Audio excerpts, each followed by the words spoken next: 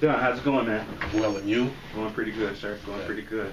I wanted to do a debrief with you from the lesson that I saw Okay. around the geometric sequences and arithmetic interactions, right? Yes, arithmetic sequences. Okay. Yep. Tell me a little bit about how did you feel that the lesson went? Um, I think things have started to get a little bit better in terms of the raised level of engagement that we've been looking for, using some of those collaborative strategies that we've gotten in the PD. Mm-hmm. So I think, the combination of using, those numbered heads together strategies, for example, and the interactive rubric that I'm experimenting with this semester is showing some promise.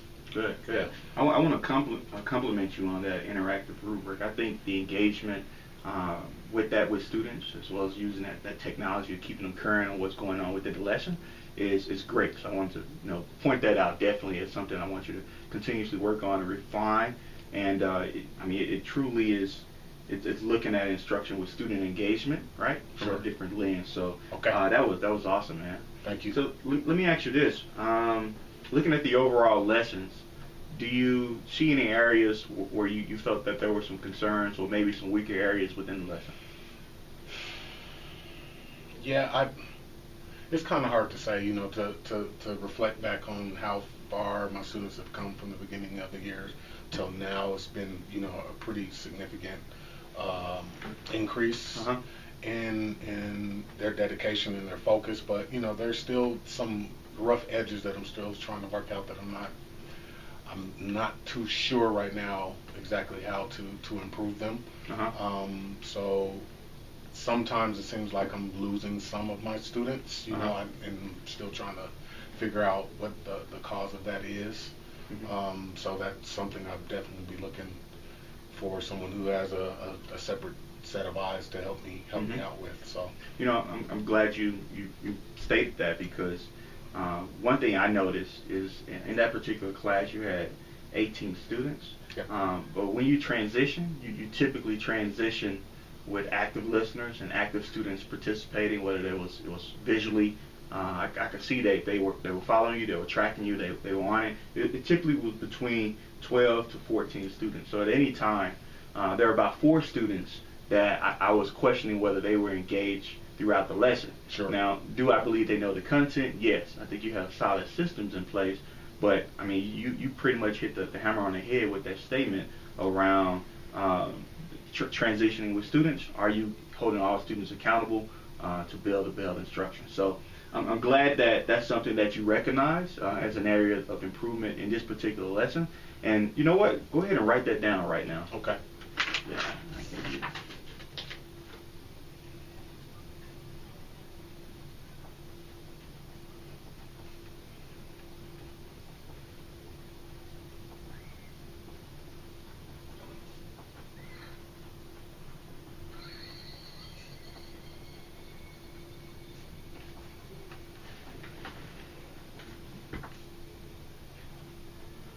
So now that we've recognized that your bite size for me from that particular lesson is just increasing the amount of engagement during your transitions within the class, what do you think are some strategies that we can incorporate within your lesson that allow us to do that? Well, one thing, when I think back on the improvements that I've made thus far, I think one of the things that have helped me significantly has been the use of a timer for the actual work sections themselves. So I think maybe it might be of use to maybe expand the use of that timer during the actual transitions to say, hey guys, we have 30 seconds or we have a minute to go from this particular piece to the next piece, and tell them, that's the expectation. When this buzzer goes off, if everyone is at that next station, then maybe the PAT minutes go up, incrementally. If not, maybe they come down. Okay. And so that's what I'm thinking I may try. I don't know, what do you think about? Well, I think like I think we're definitely in the right ballpark. What I'm looking at also is through those transitions, because you go really fast sometimes in your lessons, especially when students are at the proficiency band within that lesson. Sure. You tend to move on through that content. I'm wondering about possibly having clear expectation for student outcomes through those transitions. Okay. So what would that look like? How can we have very clear expectations for student outcomes while we're transitioning into those next activities? Well, I think I would have to be very clear about what those outcomes are. So, and of course, that's going to depend on what the activity is at any given point in time. But Yeah. if students are supposed to move from a particular part of the room to another, then I need to really articulate very concretely what I'm looking for students to do. Uh-huh. In that instance, in some instances, they're not necessarily moving physically, but they're moving digitally through different resources. So, I need you to be on this particular cell of the rubric within, 30 seconds or whatever it is. Just be very concrete about explaining what those outcomes should be, and then holding them accountable to that. So where are we going to put that? Where does that those minute details or timestamps? Where should we put those items? I would think that should be eventually part of my lesson plan. Exactly. Go ahead, let's write that down. Okay. So we just identified two strategies that the one strategy that you used was the timer. One additional strategy that I want to support you with is the use of clear expectations for student outcomes.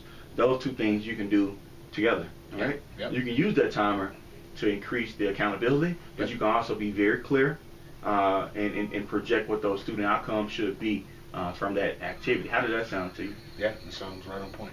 Okay. And where we're going to put this is, you said it, man.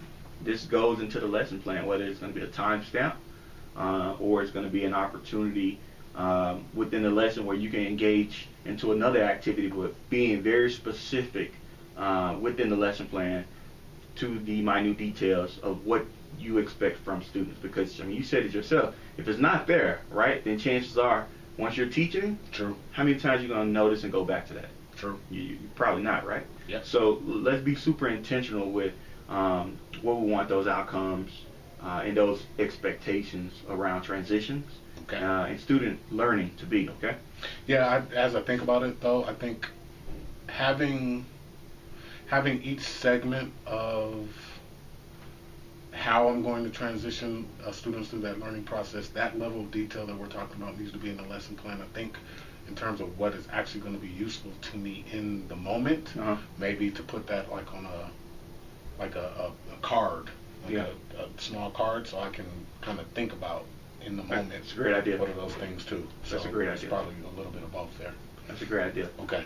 So let's try this.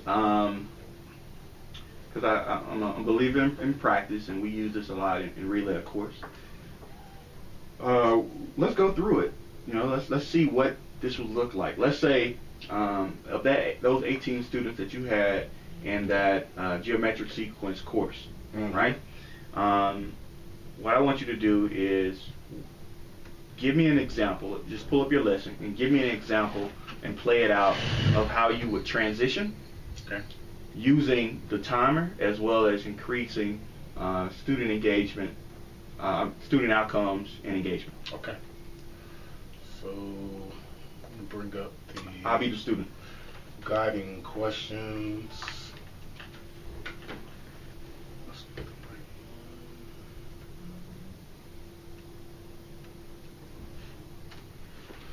Okay.